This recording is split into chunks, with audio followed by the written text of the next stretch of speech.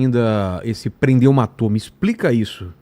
Prendeu, matou foi vamos dizer, quase um grito. Porque eu tenho medo disso. O cara foi preso e morre? Não.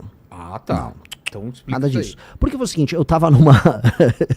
Não que alguns não mereçam, né? Foi pego agora um... eu sei, mas vou te dar um exemplo aqui.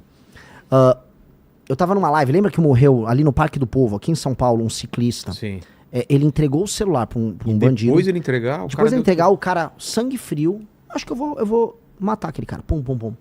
E aí eu não tava a par do caso, me mostraram isso ao vivo na live. Eu falei, cara, o que eu vou fazer? Prendeu, matou. E aí surgiu que o pessoal começou a criar, aquilo virou um meme, que no fundo significa o quê? Você só tem dois caminhos. Se você é um bandido, ou você vai preso ou você morre.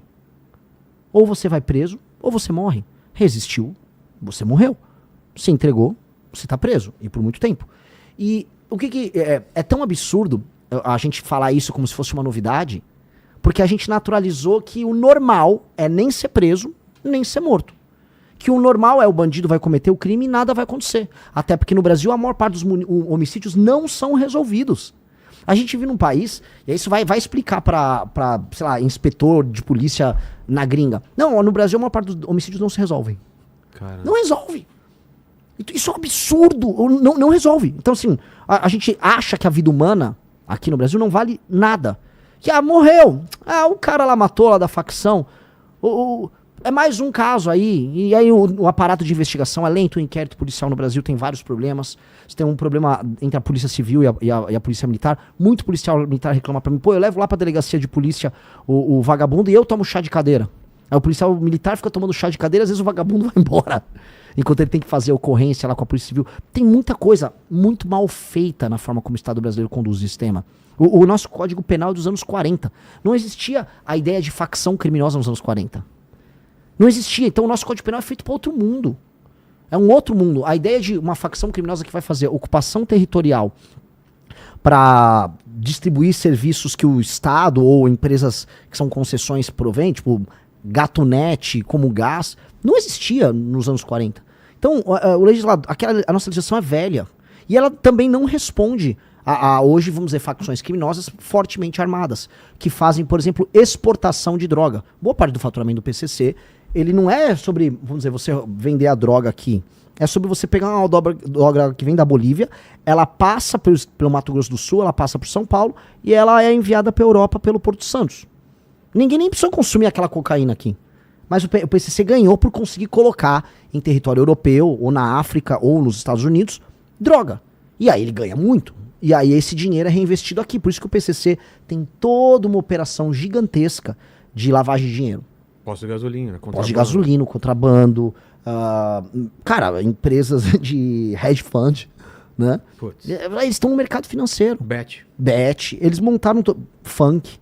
MC Rian foi preso. Lavagem de dinheiro usando show. Ou seja, todo um aparato multibilionário de lavagem de um dinheiro que, dentre outras coisas, vem da exportação da droga. Por que isso não para o Brasil, cara?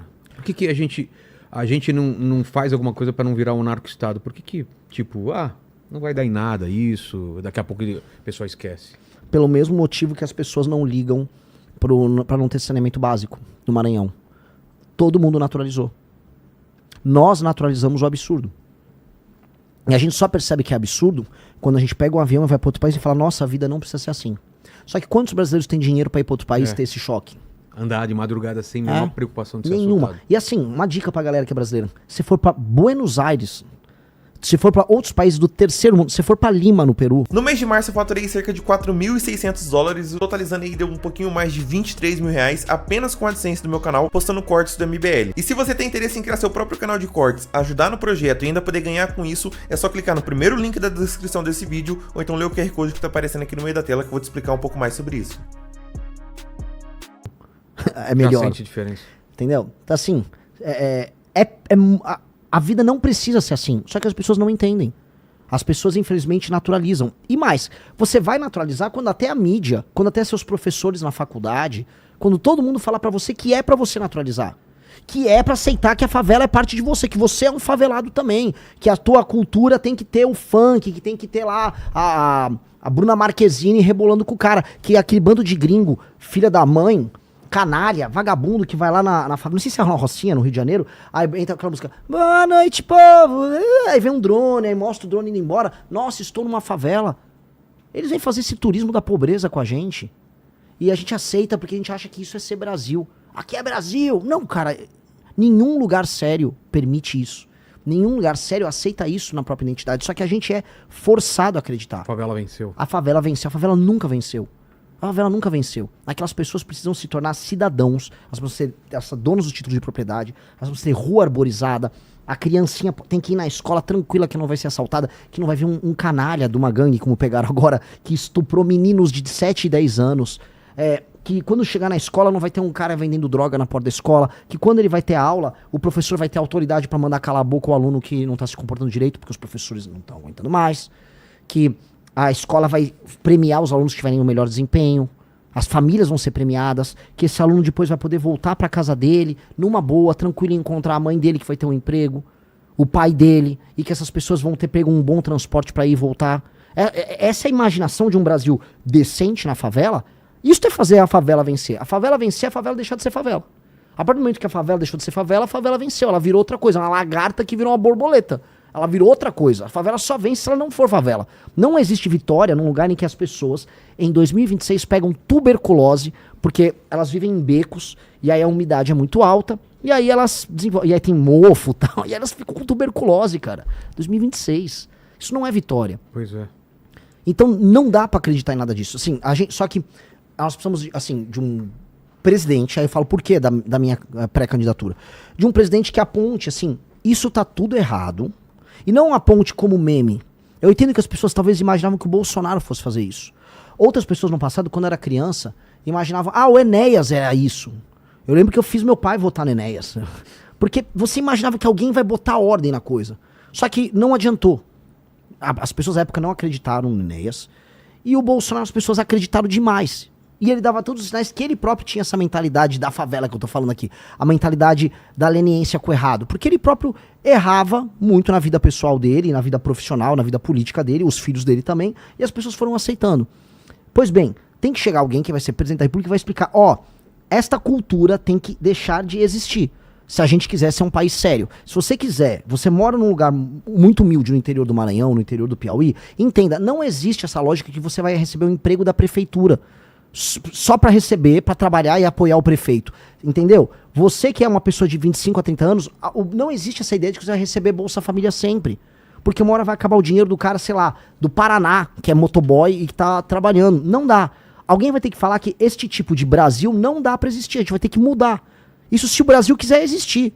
Porque não vai dar pra ficar por muito tempo tendo um país em que o motoboy aqui em São Paulo, que tá assistindo a gente, que tá ralando, ele vai ter que pagar um valor absurdo pra comprar um celular, que pode ser roubado no outro dia no meio da rua, e boa parte dos impostos estão sendo pra pagar, estão indo pra pagar um show do Wesley Safadão, numa cidade como Cochichola, de 1.800 habitantes, 1.800 habitantes no interior da Paraíba, que pagou 1,3 milhões pro Safadão fazer um show. Isso é um pacto que não tá fazendo sentido. Faz sentido pro Safadão, que disse que não tem problema nenhum. Se alguém chamar ele pra fazer um show, ele faz um show numa cidade que não tem nenhuma capacidade de se autossustentar. Agora não faz sentido, sei lá, pro Wesley, que é motoqueiro, que tá ralando, e pra ele não existe 6 por 1, pra ele é 7 por 0, fazendo a grana dele, pagando imposto absurdo pra comer. Não tá dando, eu tô do lado do Wesley, não Safadão, eu tô do lado do Wesley motoqueiro. Entendeu? Então eu tenho que escolher um time. Wesley motoqueiro e não Wesley Safadão. O Wesley motoqueiro paga o imposto que sustenta o Wesley Safadão, que sustenta o ministro do STF, que sustenta os juízes com super salário, que sustenta a ONG de direitos humanos. Eu tenho que escolher um time. E o Wesley também. E aí tem que chegar alguém na presidência e falar, vou fazer isso. Vai doer, mas a gente muda o Brasil se fizer. E o exemplo do Bukele? O que dá pra aprender com o cara? E o que é perigoso pro Brasil? O Bukele,